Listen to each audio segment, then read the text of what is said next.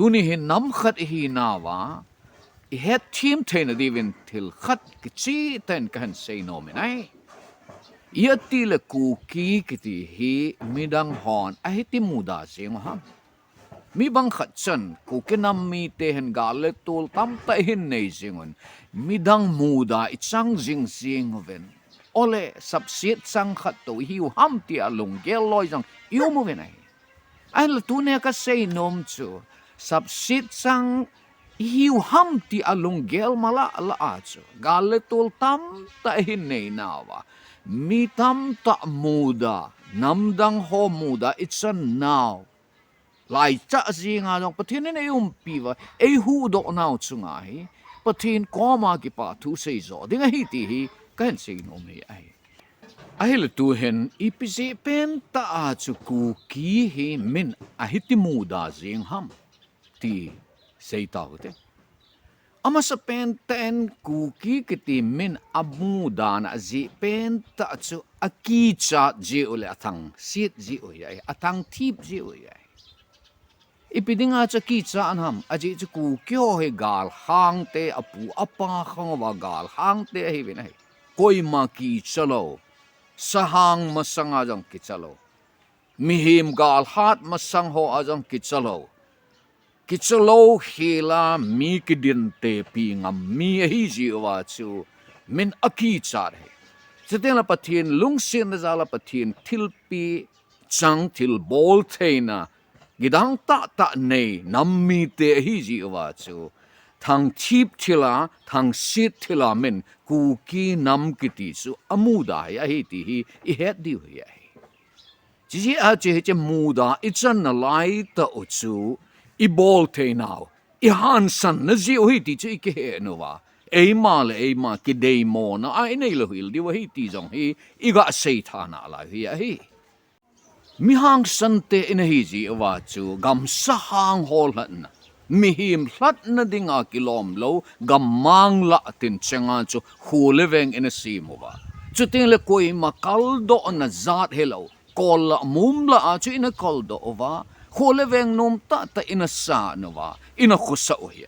chole til bol the na nei te til bol the ne kedang ta nei te hi jo koi machunga ke ngai lowa e ma til bol the na a ina ke ngai wa gamang la khu ina simova nel don ina ke holova ina khusa o hi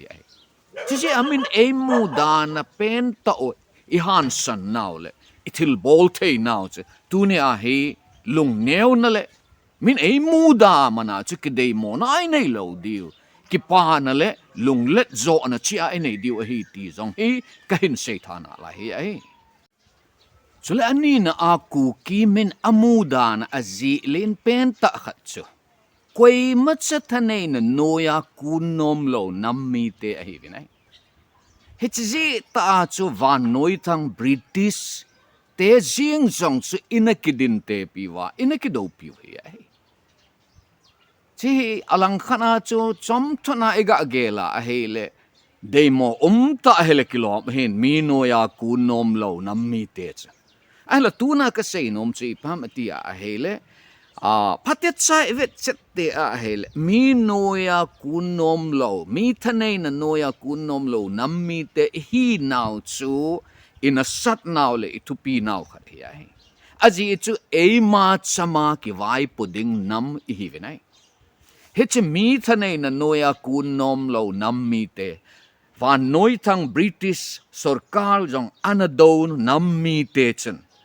hech mi thanei na noya nom lo nam mi te chen ke ho ka ki vai pu di wahi ke ho ki vai pu thei ka hi ve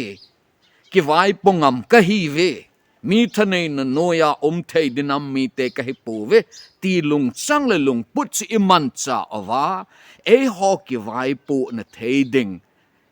ki vai pu na tum be sim do na he che lung chang chi iman cha di wa hi ti hi in se na lai hi ai athum na a Kuki min amuda na azi len pen ta khat chu gam le go nei pa a hi ji hi igam lo naw lin ta ho he min avet na a hele athang se na wa adu cha na hi ai gam le go thang thip na nei ho chun gam lego house pu Kuki sa MUDA hi HG a chu min e MUDA now aji gam lego nei te hi jiwa e MUDA now chu ki thang atna ai nei wa e gam lego ipu ipau khanga kuna e hinlo gam lego ho chu hu bit ding ingai tu wa sim det ding ingai tu zo di hi ai gam lego nei pa hi na HG Kuki chu itu de na wa Hechimina to gam lego I hu bit nova, I ven bit nova, I sim that deal. Ahi tichu, in say the way ahi. Gelovin min, town song neo cha cha ho, ere neo cha cha, ngakul neo cha cha anay la, ay hon, vadong lin ta ineova, vadong sao ta ineova. Hun sung neo cha cha min ting pong khat pong nia ki pulai hon gam lego ting lego ling sena in sa na ding aman sa ding ling sena inei ho hi ki pa oma hilo ham ki tai oma hilo ham he chi a chu he che gam nei pa hi now house pu Kuki ki ti chu ingai lu nova he chi mina chu idin de nova ting le he chi mina chu pan de nova gam lego chi hu bit nova pu det che ding ingai tu zo di hi ti ka hin sei no me ai abana ICHANU achina ka hin sei nom chu Kuki ki ti min e MUDA now azi chu Kuki hen thu sim di ta le det ta ane ahin chule Kuki hen ki vai pu na ama chang ki vai pu na det ta chieftainship gorman det ta di ta ane ahi he chi a chu min mitam ten anelo historical record political right in a house a chu min e thang si na wa e MUDA hi tun India a che hon pati chan ga ngai tu vin lang India to ki gam gi country dang ho zinga zong ku Kuki hi pati cha history record to sim di ta det ta Kuki hin ane hi Teng la India gam sung zinga zong chun ve leo chun nam dang ho hin state khana om le state danga hi umbe set lo record jong anei be set lo hi ama wang e ho chun state khat jing hilowa addition a north is a state atam zo a hi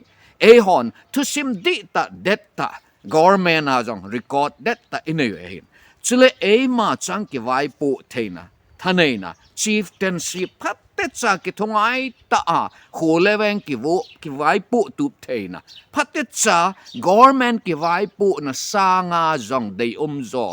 alui zo a hoi zo tutan di zo ki vai pu na Kuki ten inei hi ai he chi a che he che tu sim di ta det ta ki vai pu na hoi ta det ta inei yu chon dan hoi ta det ta di ta inei ho chu midang hon e thang sit ji wa chu e MUDA hi ai he ji a chu nam khat hi na a Kuki hi na wa tu sim di ta det ta ineyo le ki vai pu na hoi ta ineyo hi su de na sim de na khanto sa ding ngai tu di wa hi ti jong hi in se na lai hi a china pe na ka hen se nom chu a hele Kuki Nam mi hi na wa mi phalo ho MUDA ICHANU hi lung nan nai nei lo diu e ma ki dei mo na ai la lo diu hi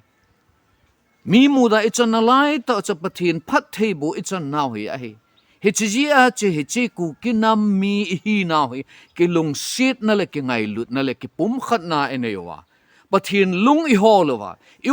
na chi owa taw no to thu a ipan na thei chi owa ipanwa gamlenam hu bit na dinga hele gamlenam sim det na dinga hi panila jom sing diwa hi ti ana bon chawa ka hin ti mo hi tunia holim na inaneyo anangai ho zo si nom na mun chi wa pakai pathinin pathe na bo taw hen